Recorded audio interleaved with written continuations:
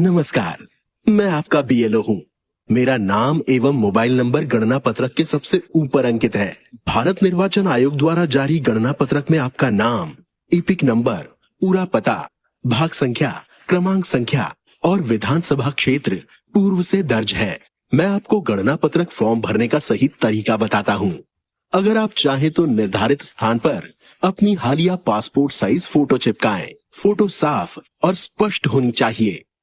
खंड 1 में अपनी जन्म तिथि, दिन, माह, वर्ष के प्रारूप में भरें। यदि आपके पास आधार कार्ड है तो उसका 12 अंकों का नंबर और अपना मोबाइल नंबर अवश्य दर्ज करें। अब व्यक्तिगत जानकारी में अपने माता पिता और यदि आप विवाहित हैं तो पति या पत्नी का नाम स्पष्ट अक्षरों में लिखें। इनके इपिक नंबर भी दें यदि उपलब्ध हो तो। खंड 2 में यदि आपका नाम पहले से वर्ष 2003 की मतदाता सूची में है तो गणना पत्रक में बाईं तरफ निर्धारित स्थान पर पिछले एसआईआर से संबंधित निर्वाचन क्षेत्र का नाम, संख्या, भाग संख्या एवं क्रमांक संख्या अनिवार्य रूप से भरें।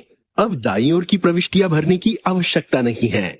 खंड 3 में यदि आपका नाम वर्ष 2003 की मतदाता सूची में नहीं है तो गणना पत्रक में दाईं तरफ निर्धारित स्थान पर अपने माता, पिता, दादा या दादी का वर्ष 2003 की मतदाता सूची में पिछले एसआईआर में दर्ज अनुसार जानकारी भरने पर ही आपका गणना पत्रक पूर्ण होगा। सभी जानकारी भरने के बाद एक बार पुनः जांच कर लें। गणना पत्रक के अंत में दिए गए निर्देशों को ध्यानपूर्वक पढ़ें और सब कुछ सही होने पर हस्ताक्षर करें। जानकारी गलत पाई जाने पर आर्थिक दंड अथवा कारावास अथवा दोनों सजा का प्रावधान है। बीएलओ वर्ष 2003 की मतदाता सूची से आपके द्वारा भरी जानकारी को सत्यापित करेंगे तथा एक प्रति पर हस्ताक्षर कर आपको पावती प्रदान करेंगे। सत्यापन के बाद आपका नाम मतदाता सूची से जोड़ दिया जाएगा। अधिक जानकारी के लिए आप अपने क्षेत्र के बीएलओ से संपर्क कर सकते हैं। टोल फ्री नंबर 1950 पर कॉल करके अथवा निर्वाचन आयोग की वेबसाइट https:voters.eci.gov.in अथवा https:ceoelection.mp.gov.in पर सर्च कर सकते हैं। आपका सही भरा हुआ गणना पत्रक मतदाता सूची को सटीक एवं त्रुटि रहित बनाने में महत्वपूर्ण योगदान देता है। इसे ध्यान पूर्वक भरें और अपने मतदान के अधिकार को सुरक्षित करें। धन्यवाद। नमस्कार। मैं आपका बीएलओ हूँ।